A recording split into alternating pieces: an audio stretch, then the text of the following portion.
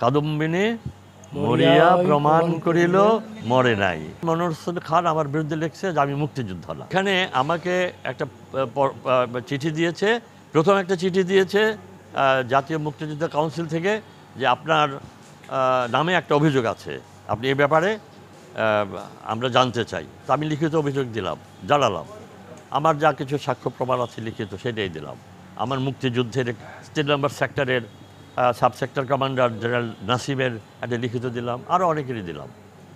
তারপরে আরেকটা চিঠি দিলেন যে অত তারিখে এখানে আপনার বিরুদ্ধে যে লেখা হয়েছে সেই ব্যাপারে আমরা আপনাকে ওই আমাদের সম্মুখীন হতে হবে। ওটা হলো একই ব্যাপার। মনোহর হোসেন খান আমার বিরুদ্ধে লিখছে যে আমি মুক্তিযোদ্ধা না, এবং আমাকে মুক্তিযোদ্ধা প্রমাণ করতে হলো কাদম্বিনী মরিয়া প্রমাণ করিল মরে নাই। আমি এখানে পেপার দেখেছি, আমার খুব ভালো লাগছে। এখানে যারা জামুরকিতে যারা আছেন,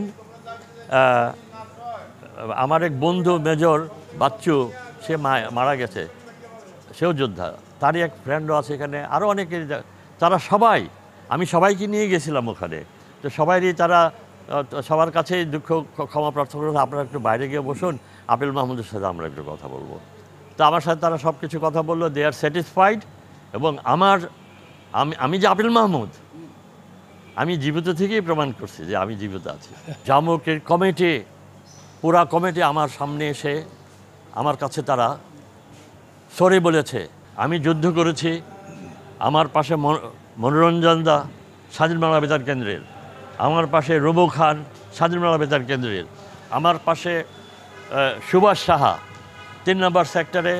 আমরা নরসিংদীতে সরাসরি যুদ্ধে 10ই এপ্রিল পর্যন্ত নরসিংদীতে আমরা 5 জনা সহ বিভিন্ন জায়গায় যুদ্ধ করেছি under the command of captain Matiur Rahman.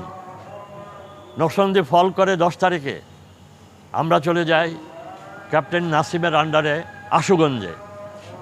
Then there I started fighting against Pak army, সেটা হলো ভৈরবের রামনগর ব্রিজে।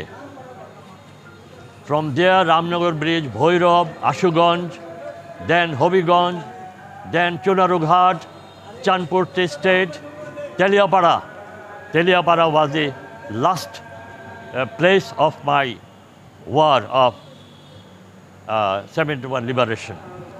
আমি আশুগঞ্জ অল্প একটু আঘাত পাই, আপনারা দেখছেন এই যে আমার বাম চোখের এই পাশে একটা স্প্লিন্টারের দাগ এখনও আছে, আল্লাহ বাঁচিয়েছে।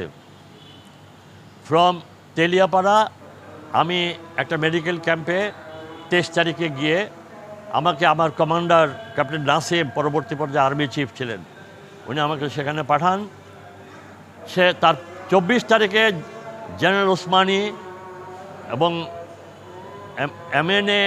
MR সিদ্দিকী চট্টগ্রামের, উনি ছিলেন ইস্টার্ন রিজনের অ্যাডমিনিস্ট্রেটর, উনি গিয়ে হাজির হন এবং আমাকে পাখির ছানার মতন জোর করে আগরতলা নিয়ে যান স্বাধীন বাংলা বেতার কেন্দ্রে পাঠাবার জন্য।